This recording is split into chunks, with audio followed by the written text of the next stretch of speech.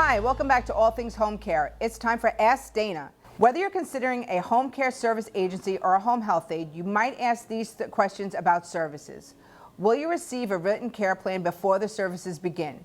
The care plan should include details about medical equipment, specific care needs, and responsibilities of the aide or agency.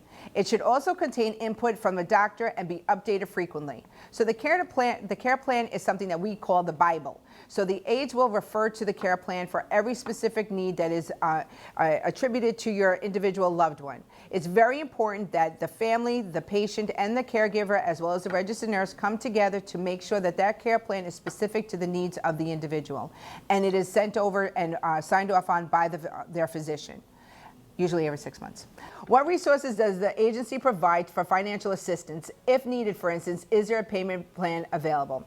I would tend to say there's not a payment plan available on a private pay. But if you think that maybe you're going to be needing some extra help or you can't afford long-term home care services, but you're in need, maybe that agency can help you apply for Community Medicaid, which is the payer source for in-home aid services. What about payment for sick days, vacation days, or holidays? Clarify how many sick days and vacation days are allowed, as well as the days are considered holidays.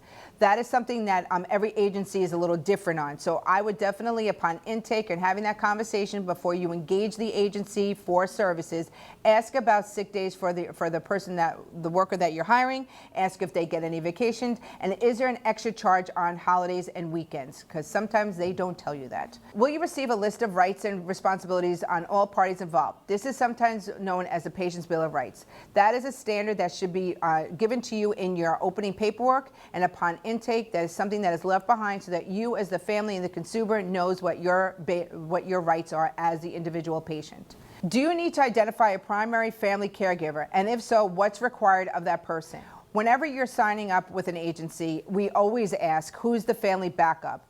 Sometimes aides don't show up to work. If there's a snowstorm or another type of an environmental hazard that happens, we need to know that there's someone that can step in the event that that home care worker cannot get to your loved one. So yes, and a primary family caregiver, a neighbor, somebody that's going to step in and help you is very important upon intake. When will services be provided, and is care available around the clock if necessary? The best way to describe this is if you are a Medicaid recipient and you have been evaluated by a state-managed long-term care provider, they will let you know what you're entitled to. But if you're looking to private hire, the hours are dictated by the family's finances and the family's needs. What procedures are in place for emergencies? Ask how the agency or home health aide will deliver services in the event of a power failure and natural disaster. Every agency has an evacuation emergency plan. There is a tiered level that is assigned to each individual patient based on their acuity level and their needs. If you have any questions about where your loved one falls in, you can ask your agency for that information. That's why the backup person on the family member that can step in an emergency is very important and to be identified upon intake. Whom can you or another family member contact with requests, questions, or complaints?